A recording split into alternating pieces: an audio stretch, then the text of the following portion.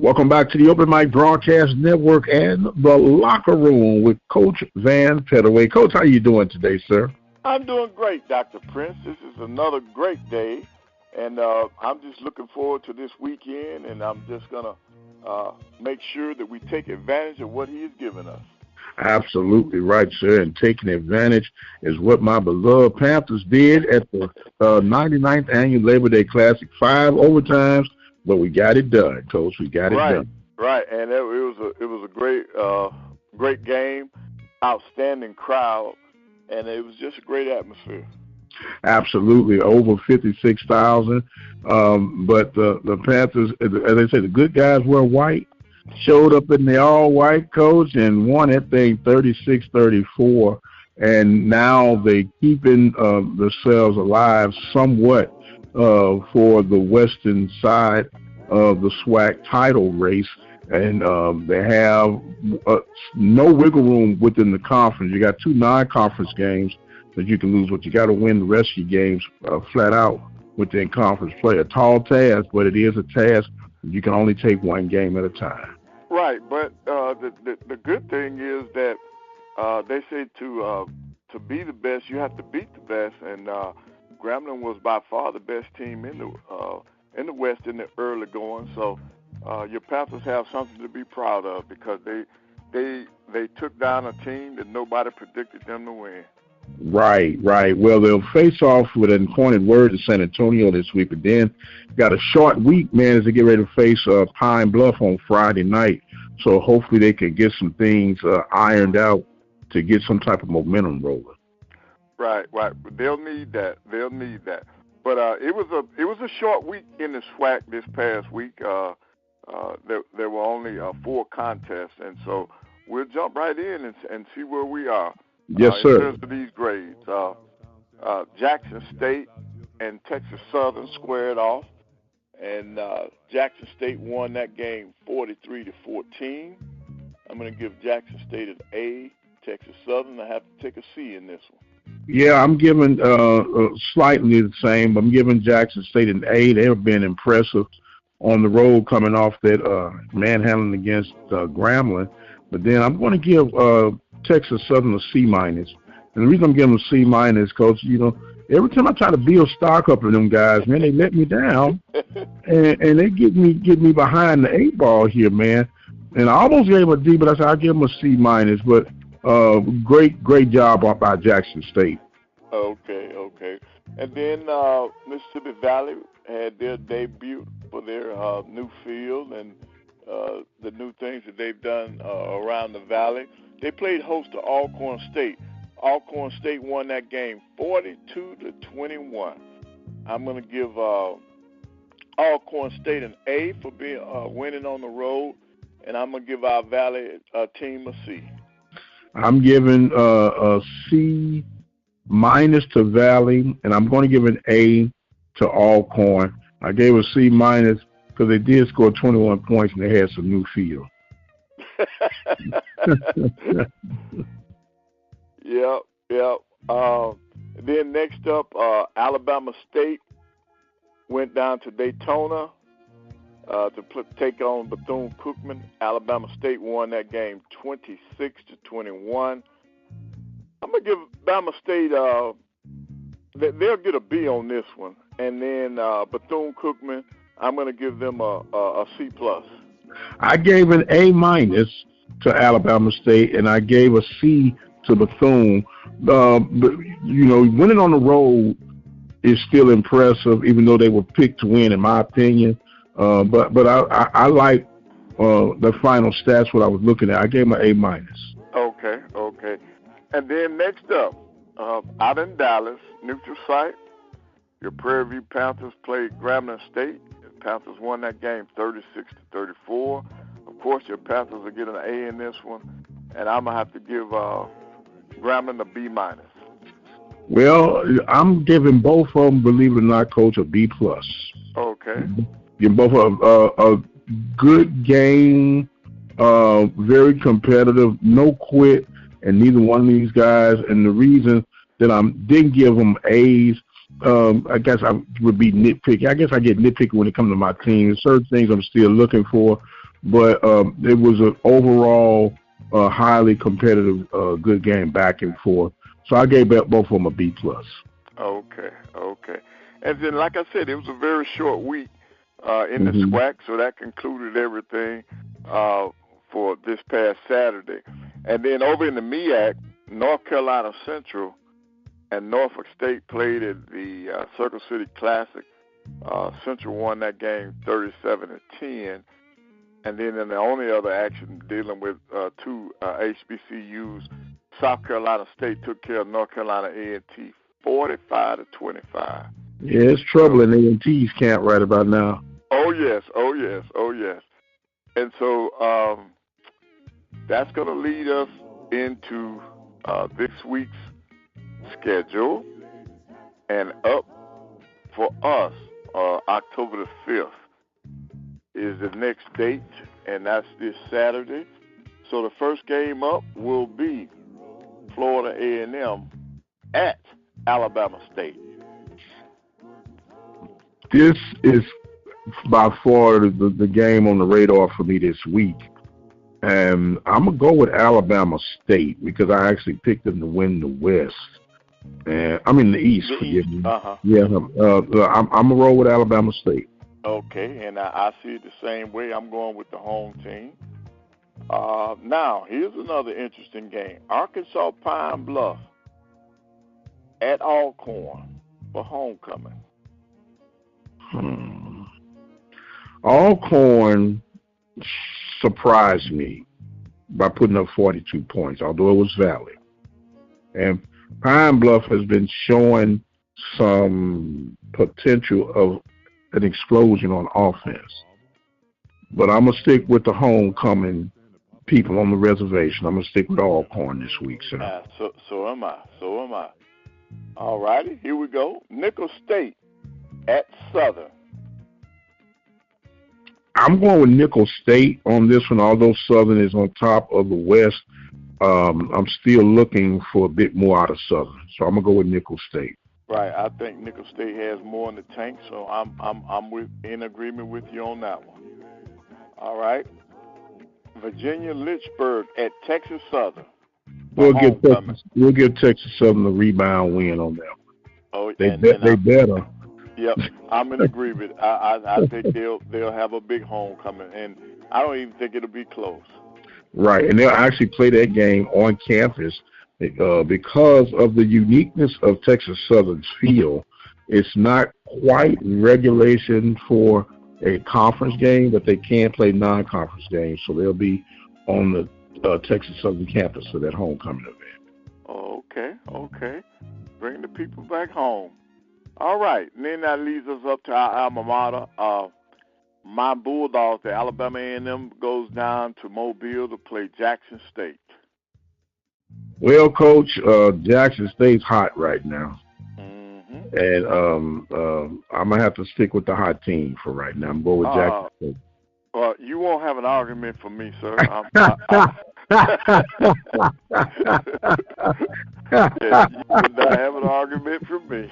Okay, we on the same page then. Okay. All right then. Yes, sir. And then we have your Panthers. They're Incarnate Word. Well, Incarnate Word has been hard to beat at home, and until I can see otherwise, I'm still proud of the Panthers with their win. But I think the Cardinals will have enough to fight them off and hold them off this weekend. Okay, so I'm going with the home team also. That's Incarnate Word. Yep, I'm going with them also. Okay. All righty. Mm-hmm. So that's going to take us jumping over to the MEAC because we were tip for tat on that. And the game of the week is going to have to be, wow, all of them are all, every game is out of conference. Okay. That's the uniqueness of this MEAC. You got North Carolina Central going to Campbell, South Carolina State at Tennessee Tech, Lincoln at Morgan State, St. Francis at Delaware State, and Norfolk goes to Sacred Heart. So we have. I think the Morgan game probably would be the most intriguing game to me. I think Lincoln. They're playing a Division II school, Lincoln.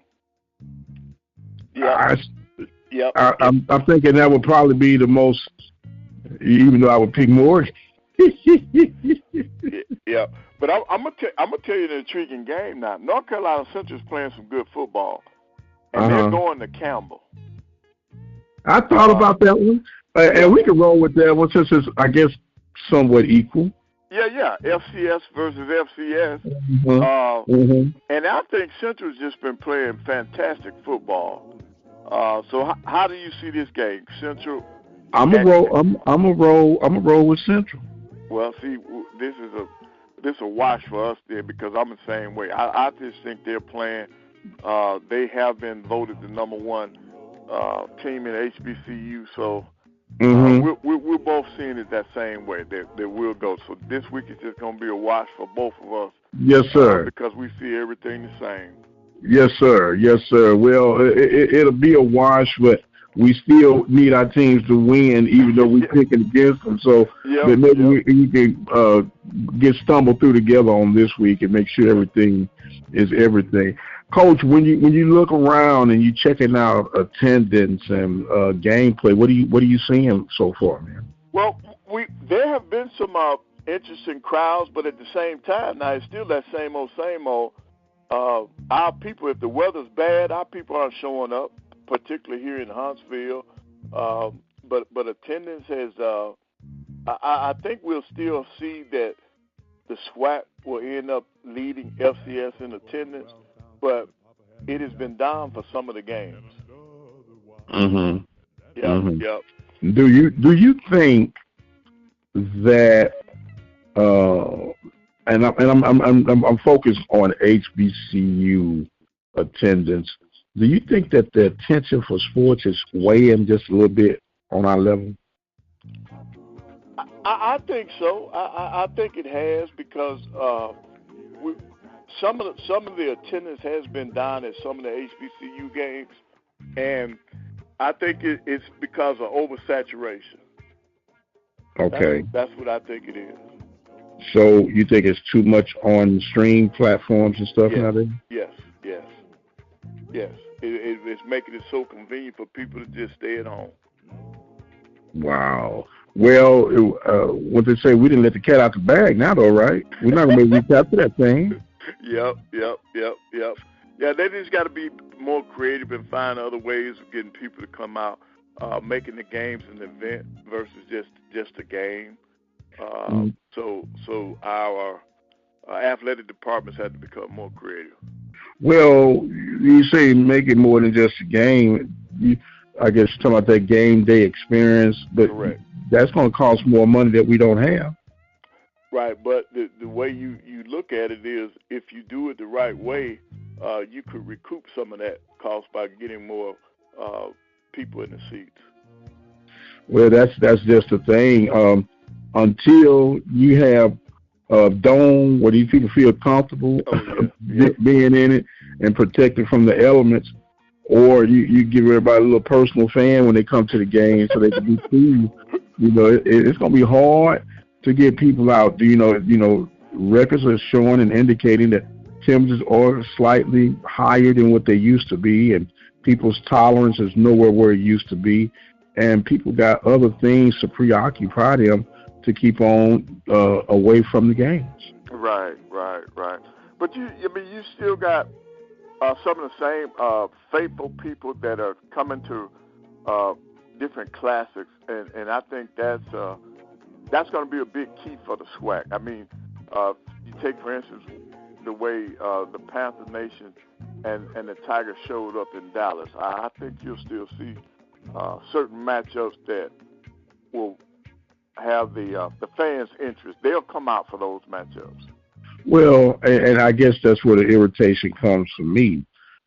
I appreciate showing up for the classics, putting on your Sunday best, being seen, socializing. But the guys really need to support, and the young ladies too, at home, man, when they're playing the suspects, and you want to make that suspect feel so uncomfortable that they don't ever want to come back and play because the home field advantage is so intense. Right. I agree with you on that, Doc. It's interesting though. Our fans, they'll travel miles and miles to go to a classic, and then won't come down the street to a home game. And you know what, I'm looking at this, Coach, and maybe this is going to seem a bit unfair. It's the students that are not attending these games. Right. I don't think necessarily the alumni base, but the students are not. They're already being charged for these games. Why not show up and just take over and have a good time? We just haven't developed that culture yet where we I think that's why you had to get them as a freshman. You get them as a freshman, and if you can get a group of freshmen to commit to coming to games, then you got a base that'll probably continue. But every year, I think you have to attack your freshmen. Well, the excuse that we hear is that, well, I go, but they don't win when I go, and it's just, and so, they say, well, you got to win. But to me, but college in particular, college is some of the shortest windows and that you'll have the greatest memories on, man. You might as well jump in full Monty, man, and just embrace the whole thing as a student. Right, that's true. But you got to think it. You got to look at it this way, too. As a student, I would have more fun going up to Dallas for an event than I would if I stayed at home. So, and it's just like that here with the Magic City Classic. Birmingham's an hour and a half away from Huntsville. We'll have more students travel to Birmingham for that contest that'll show up in the stadium at home. And that's just I think it's the atmosphere. It's the other activities that are surrounding the football game. So see, it's more than just a game, and I think they show up because in most, I know for our classic, they always have a concert immediately after the game at the field. At the stadium. Mm-hmm. So it's more than just a game. They're going to a game, but they're guaranteed a concert, that kind of stuff. So I just think for our home contest, we have to make it more fan-friendly. So are you proposing concerts embedded in games? No, not for the home games. Yeah, I just think you have to have you. Okay, I think one of the things that really helps are themes. You have a theme for each home game to engage your student body. I think that helps. You have a Greek night. Here, we're in Alabama, but we have Cowboy night and that kind of stuff. So we had that. They call it was it Cowboy or Western Day? Yep. Game against Southern, and that's kind of funny to me. I a Cowboy Day. Okay, whatever, gonna float your boat. And they said show up in your boots and this, that, and the other. Yep, boots and hat. And Doc, for us now at A&M, not only was it funny, but it was very successful. I had to get in my closet and pull out the boots that I hardly ever wear. So and put on that cowboy hat. So I just think we just have to be more creative on some of the things, some of the events and stuff that we need to add to our home contest. I guess, man. I never knew that you had to lure popcorn trails to get people to come to the games. When it's a way for you to get out there and let some steam off and cheer your team on. But it's a different time, different day. Right, it is. I think it's a change of times, and I think you have to change with the times. Right. Well, by changing with the times, I know this the answer to this, but I might as well ask since I started in the middle of the street. Do you ever see them pulling back and maybe not making some of these games available to kind of force the hand to get the people? If you want to see the game, you're going to have to come to the game? No, I think that ship has sailed. I don't see him pulling back. We just have to do a better job of making that game day experience to where you want to be there. Well, I was going to say, I don't know, do y'all sell beer at your stadium? Yeah. But if the students should they over 21 get a free beer or something? I don't know. Oh no, I know you can't do the alcohol. Can't do the free alcohol now because you looking at you setting yourself up for a No. I'm talking about like a $1 beer or something like that. Oh yeah. Yeah, but at A&M they do.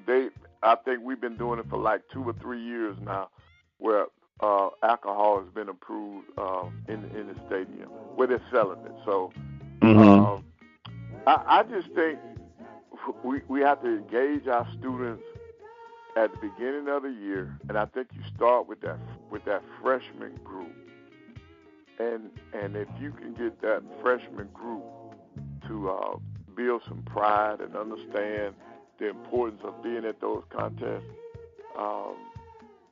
I think that helps. That helps. But we got to try something because it's not working.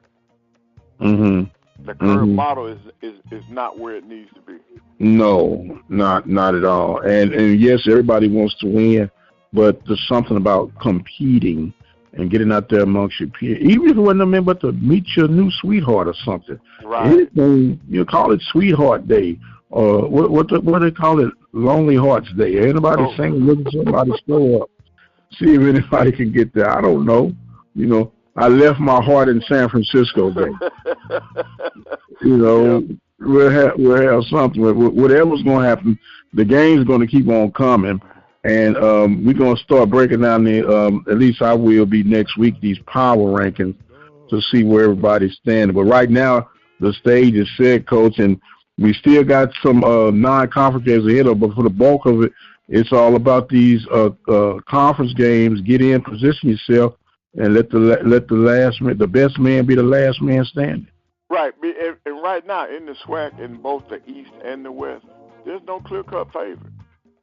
There's no one is running away with it.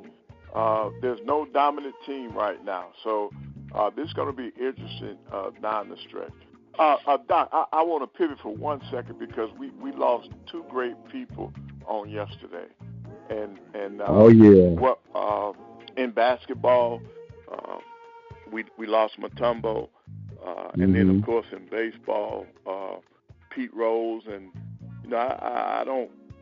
When it comes to Pete Rose, I feel a certain way. The man displayed his talent on the baseball field, and then he still got shut out of the Hall of Fame.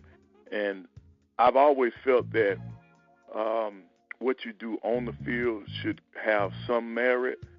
And I just think that it was a tragedy that this man did what he did for baseball, dedicated his life to baseball, and then he had to die without having the opportunity to be inducted into the Hall of Fame. Yeah, it was a travesty, and I know everybody has their angles and on how they see something, and this is just me. I don't gamble because I can't afford to lose what little bit I have. But if I were to gamble, I'm sure enough going to bet on myself.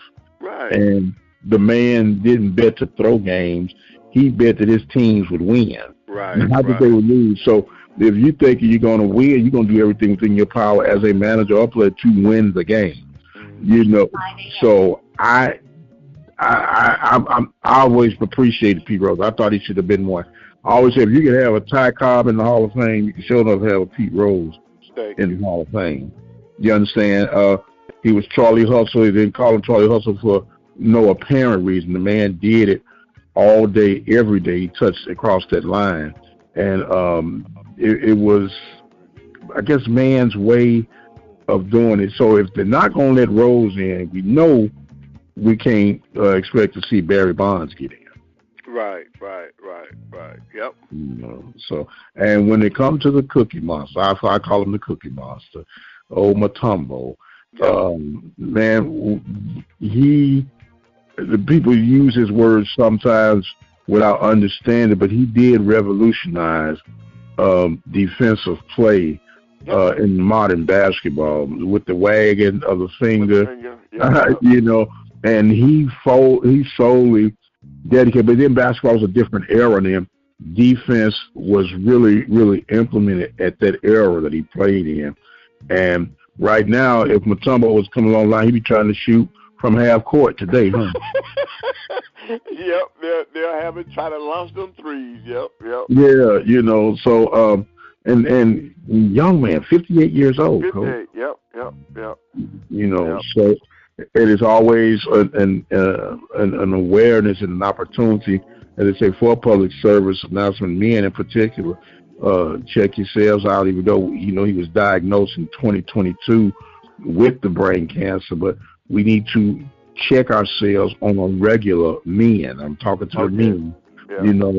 To make sure that we're catching stuff in front of instead of trying to come up from behind it, where it can be a little too late. So our thoughts and prayers are with those families on both sides. Absolutely. Yes, sir. Well, Coach, we got the week at hand here. You got any closing thoughts and comments you want to share, sir? Well, no, I just think that it's going to be very interesting going down the stretch for SWAC football, and I just want to continue to encourage you to keep up the good work. This is the platform that you put out there is sorely needed, and I just want to encourage you to continue doing what you're doing.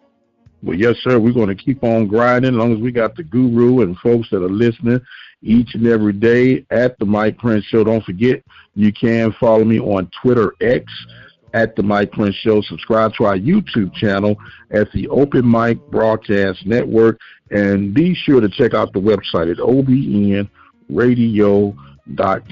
It's time for us to exit stage left, and as always, you guys be blessed, and we'll see you on the other side.